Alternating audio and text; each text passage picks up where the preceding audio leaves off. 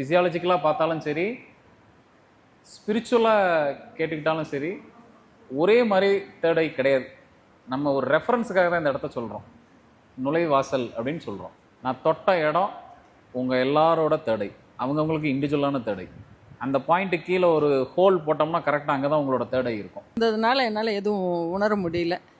நீங்கள் டச் பண்ணனோடனே ஒரு லைட்டாக ஒரு வைப்ரேஷன் இந்த மாதிரி இருக்கு. கால் கொஞ்சம் வலிக்குதுன்னா சேரில் கூட கொஞ்சம் நேரம் உட்காந்துருக்கீங்களா? அதனால ஓகே, நேரம் ரிலாக்ஸ் பண்ணி சேரில். நான் இது மாதிரி இதுவரையில் இருந்ததில்லை.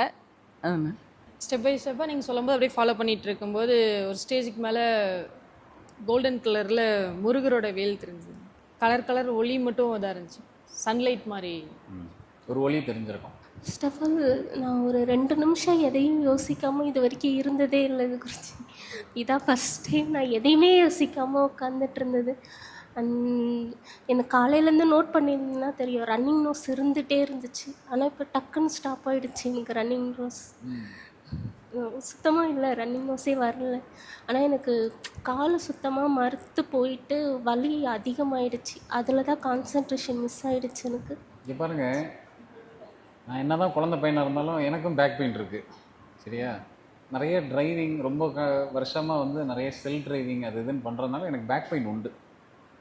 இப்போ நான் எந்த பொசிஷனில் உட்காந்துருக்கனோ இப்படி என்னால் உட்கார முடியுமான்னு கேட்டால் ஆக்சுவலாக முடியாது, எனக்கு இருக்கிற பேக் பெயினால்.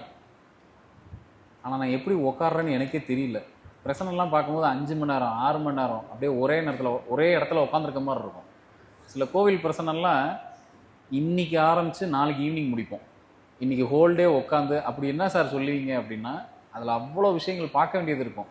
ஸ்புடம் பார்க்கணும், அதை போடணும், அதை போடணும், ஒன்று ஒன்றா கால்குலேஷன் பண்ணி கொண்டு வரணும். 1.5 நாள் பிரசனம் பார்த்த கோயிலெலாம் இருக்குது. சில இடங்களில் 5 மணி நேரம் 6 மணி நேரம் தொடர்ந்து உட்காந்துருப்போம். முடியுமான்னு கேட்டால் என்னால் நார்மலாக உட்காந்தா என்னால் உட்கார முடியாது. இப்போ பாருங்கள், இப்படி உட்காந்துருக்கேன் உங்களை பார்த்த மாதிரி என் முதுகு தண்டுவோட நேராக தான் இருக்கும். ஒரு பேச்சுக்காக கூட இப்படி இறங்காது. உட்கார்ற பொசிஷன் உங்களை ரொம்ப நேரம் உட்கார வச்சிரும். ஃபஸ்ட்டு உடம்பு ரொம்ப லைட்டாக இருந்த மாதிரி ஒரு ஃபீல் இருந்தது. ரொம்ப செம்மையாக ஷேக் ஆகுது, என்னால் கண்ட்ரோல் பண்ணவே முடியல. அந்த ஒளி தெரிஞ்சது. என்னோடய கோரக்கர் சித்தர் அவருடைய இமேஜ் எனக்கு அது ஒரு டைம் தான் வந்துட்டு போச்சு. ரொம்ப வைப்ரேட் ஆச்சு உடம்பு. நான் கிட்ட வரும்போதே அப்படி தான் இருந்தது. என்னால் முடியல. நீங்கள் டச் பண்ணி கொஞ்சம் நேரம் கழித்து தான் அது உள்ளே போச்சு. அது நல்லா தெரிஞ்சுது. இன்னும் நார்மல் ஆகல, நார்மல் ஆகிடும். ஓகே குருஜி, நான் எங்கேயோ இருக்கிற மாதிரி எனக்கு ஃபீல் ஆச்சு. எங்கே இருக்குன்னே தெரியல, அந்த மாதிரி ஃபீல் ஆச்சு. அதுக்கப்புறம் திடீர்னு கீழே விழுந்துருவோம் அப்படின்ற ஒரு பயம் வந்தது குருஜி. அதுக்கப்புறம் நீங்கள் டச் பண்ணும்போது கரெக்டாக அந்த கனெக்ட் ஆச்சு. அந்த ப்ரீதிங் வந்து கரெக்டாக இருந்தது குருஜி. என்னாச்சு, இந்த கால் ரொம்ப மறுத்து போச்சு. ரொம்ப வலிக்க ஆரம்பிச்சிட்டு எனக்கு அது கொஞ்சம் ரொம்ப டிஸ்டர்பிங்காக இருந்தது ஆக்சுவலாக. பட் அதுக்கப்புறம் நான் ஃப்ளோட்டிங் அந்த சென்ஸ் இருந்தது. ப்ரீதிங் வந்து கான்ஸ்டண்ட்டாக அந்த கான்சன்ட்ரேஷன் இருந்தது ஃபுல்லாகவே. எனக்கு அது மட்டும் உணர்ந்தது. Very good. என்னோட ஒரு குருஜியோட நினைவு ஃபஸ்ட்டு வந்திருந்தது. அதுக்கப்புறம் தான் அந்த ஃப்ளோட்டிங் அந்த மாதிரியெல்லாம் தோணுது. Very good. அப்புறம் கொஞ்சம் பரவாயில்ல. அது ஒன்ஸ் நீங்கள் கையை வச்சுட்டு இது பண்ணோன்னா அதுக்கப்புறம் இந்த கால் வலியே போயிடுதுங்க. நான் நினைக்கிறேன் ஒரு ரொம்ப ஸ்ட்ரெஸ்ஸாக இருக்கும்னுட்டு அந்த காலில் அப்படி காட்டுமோ அப்படின்னு தோணிட்டு அந்த தான் தோணுது. குட். இப்போ நார்மலாக இருக்கலாமா? உட்கார முடியுதுல்ல? இப்போ உடனே போயிடுது. அதுக்கப்புறம் வெரி குட். தேங்க்யூ. நான் ஒன்றும் மேஜிக்லாம் பண்ணல. என்கிட்ட இருக்கிற அந்த வாசியை எப்படியோ உங்களுக்கு நான் ட்ரான்ஸ்ஃபர் பண்ணணும். நான் என்ன சொன்ன ஒரு வார்த்தை கிளாஸில், ஒரு வாசி ஒரு சுவாசத்தை இக்னைட் பண்ண முடியும், இங்கே இருக்கிற எனர்ஜியை அங்கே கடத்த முடியும். அவதாரில் வர அந்த கேரக்டர் பார்த்திங்கன்னா, இது வாழை எடுத்துக்கொண்டு போய் அந்த இன்னொரு வாலில் அப்படி கப்புள் பண்ணும். இங்கேருந்து எனர்ஜி அங்கே பாஸ் பண்ணும். ஒரு மனிதன்லேருந்து அந்த அவதார் மனிதனுக்கு ஒரு இடத்துலேருந்து இன்னொரு இடம் பாஸ் ஆகும். அதெல்லாம் வேறு ஒன்றும் இல்லை, வாசியும் தன்னோட ஆறாவை கனெக்டும். இதைத்தான் அந்த படம் சொல்ல வருது.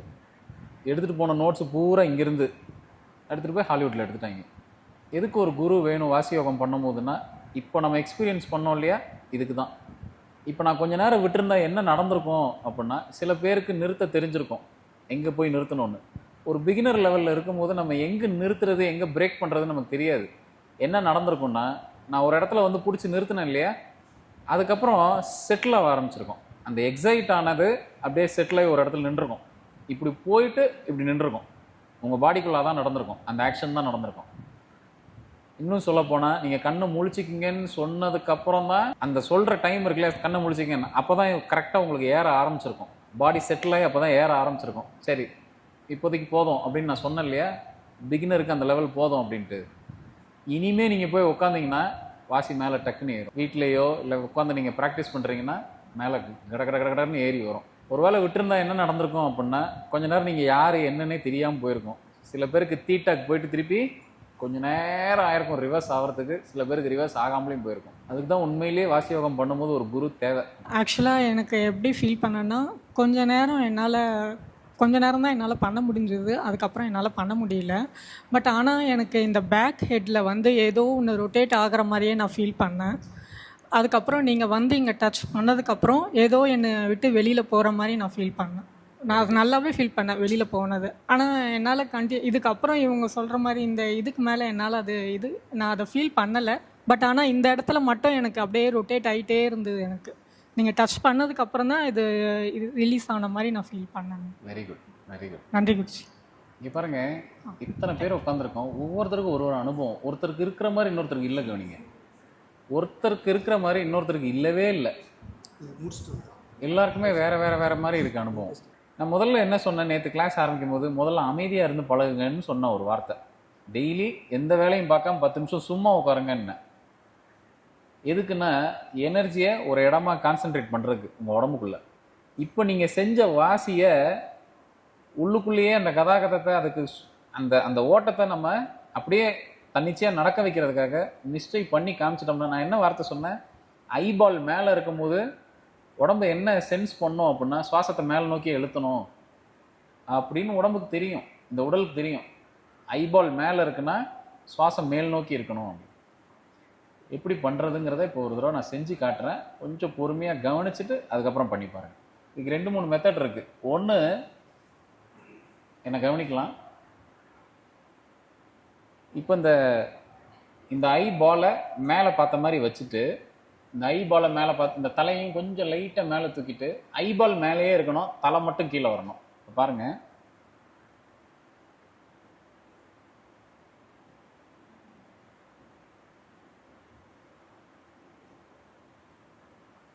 கவனிச்சிங்களா?